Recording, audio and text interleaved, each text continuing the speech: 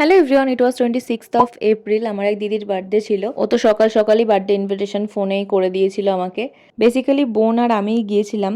ওই 8টা সাড়ে 8টার দিকে গেছি, একটু দেরি করেই গেছি কারণ জামাইবাবু ওয়ার্ক প্লেস থেকে আসবে, তারপরে সেলিব্রেশন হবে সেটা আমি জানতাম। তো যাই হোক, দিদি তো তারপরে বিরিয়ানিটাকে দমে বসিয়ে নিজেও রেডি হতে চলে এসেছিল। বাই দ্য টাইম জামাইবাবু এসে দিদিকে তো এই ফুলের স্টিক, চকলেট এইসবগুলো ধরিয়ে দিল। সেদিন প্রচন্ড গরম ছিল, যখন আসলাম দেখছি দিদি বিরিয়ানি বানাচ্ছে, নিজে দরদর করে ঘামছে। রান্নাঘরে থাকলে একটু ঘাম হয় জানি, কিন্তু সত্যি খুব গরম ছিল। তারপরেই হলো মেন পার্ট, ওয়েদারটা সাডেনলি চেঞ্জ হয়ে গিয়ে একটু ঠান্ডা হয়ে গেল, ঝড় বৃষ্টি এসব উঠে গেল। তারপরে তো কারেন্টেরও প্রচন্ড প্রবলেম হচ্ছিল। যেই কারেন্টটা এসছে দিদিকে বললাম তাড়াতাড়ি কেক দুটো কেটে নাও তুমি, আর নাহলে আবার কারেন্ট চলে যাবে। কেকটা কাটার আগেও দুবার কিন্তু কারেন্ট চলে গিয়েছিল। তারপরে তো দিদি কেকগুলো কাটলো একে একে। তারপরে তো জামাইবাবু ভালো করে সেগুলো সবাইকে ডিভাইড করে দিয়ে দিল একটা একটা করে। আর দিদি নিয়েছিল স্প্রাইট। আমি বললাম এখন খাবো না, বিরিয়ানির সাথে পরে খাবো।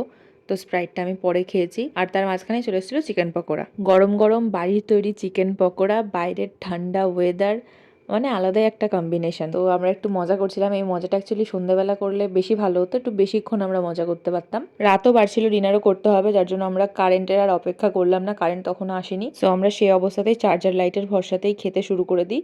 কিন্তু কারেন্ট পরের দিকে চলে এসেছিল যদিও। খাওয়া দাওয়া তো কমপ্লিট করে বাইরের সিচুয়েশনটা দেখতে গেলাম, বৃষ্টি কমেছে কি কমেনি। তা তখন দেখলাম যে বৃষ্টি অনেকটা কমে গেছে, হাওয়াটা দিচ্ছিল জাস্ট। তারপর তো দিদি আর জামাইবাবু দুজনে মিলে আমাদের দুই বোনকে বাড়ি দিয়ে গেল। So anyway, see you in the next one. Till then bye. You can subscribe my YouTube channel for more such videos as well as you can follow me on Instagram and Facebook.